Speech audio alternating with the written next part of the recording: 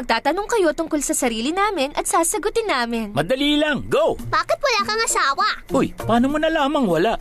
Meron ka bang asawa? Asawa? Wala. Kaya bakit wala kang asawa? Siya naman. Gaano karami kaibigan mo? Nako, 3? Hindi marami? Bakit 3 lang kaibigan mo?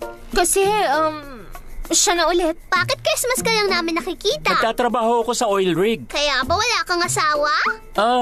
Baka nga. Ano yung oil rig? Bakit yung buhok mo sobrang ganda? Almond milk shampoo.